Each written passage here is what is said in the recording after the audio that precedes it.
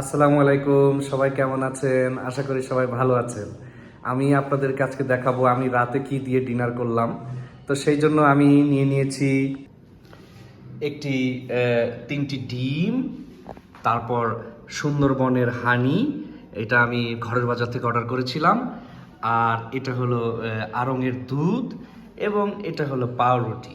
তো আসুন শুরু করা যাক। তো আমি আপনাদেরকে প্রথমে দেখাবো কিভাবে সুন্দর করে ডিম পোচ করা যায়। হ্যাঁ, তো আমি এই যে চুলাটা জ্বালিয়ে দিচ্ছি। হ্যাঁ হ্যাঁ আমার চুলা জ্বলে গেছে। তো আমি ক্যাস্ট আয়রন ব্যবহার করি। হ্যাঁ, তো পাত্রটি এখন গরম হবে, তার আগ পর্যন্ত আমরা একটু অপেক্ষা করি। তো পাত্রটি গরম হয়ে গেছে, আমরা এখন তেল ঢালবো। আমি তীর তেল ব্যবহার করছি। হ্যাঁ, তীর তেল আমি ঢেলে দিচ্ছি। এখন দেখুন, ডিম পোচ করার জন্য আমি একটু তেল বেশি দেই। এটা কি কারণে দেই এটা আপনাদেরকে আমি পরে বলবো। একটু গরম হবে, তারপর আমরা আস্তে তাপ দিয়ে দেবো। আমি দেখুন খুবই তাপ কমিয়ে দিয়েছি। তাপ কমিয়ে দিয়ে আপনি এই যে ডিমটা আমি ছেড়ে দিলাম। এখন আমি একটু লবণ দিব। হ্যাঁ, হালকা একটু। এবং তাপটা কিন্তু খুবই কম রাখবেন, একেবারে কম, তাহলে ডিমটা খুব সুন্দর হবে। দেখুন আমি খুব অল্প তাপে ডিমটা দিয়ে দিয়েছি। এখন একটু লবণ দিয়ে দিব। এরপর আমরা অপেক্ষা করব, ডিমটা আস্তে আস্তে হবে। প্রথমে যে ডিমটা ভেজেছি দেখুন কত সুন্দর হয়েছে, একদম মানে এর চেয়ে ভালো ডিম হতেই পারে না। তো আমার ডিমটা হয়ে গেছে, এবার আমি এখানে দুধ ঢেলে দিব।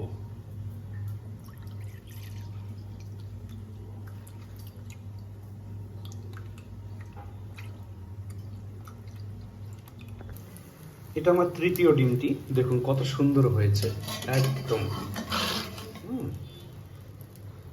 আপনাদেরকে আরেকটা লাইফ হ্যাক শিখিয়ে দিচ্ছি। আপনারা যখন ক্যাস্ট আয়রনে রান্না করবেন, এটাকে ধুবেন না, না ধুয়ে জাস্ট এইভাবে টিস্যু বা কোনো একটা দিয়ে এভাবে পরিষ্কার করে ফেলবেন।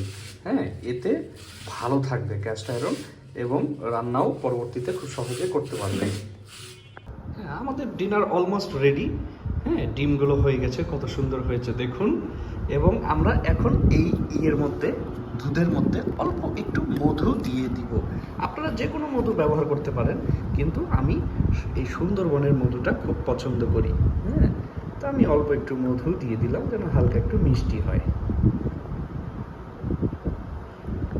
তারপর আমি এই দুধের মধ্যে এরকম পাউরুটি দিয়ে দিচ্ছি।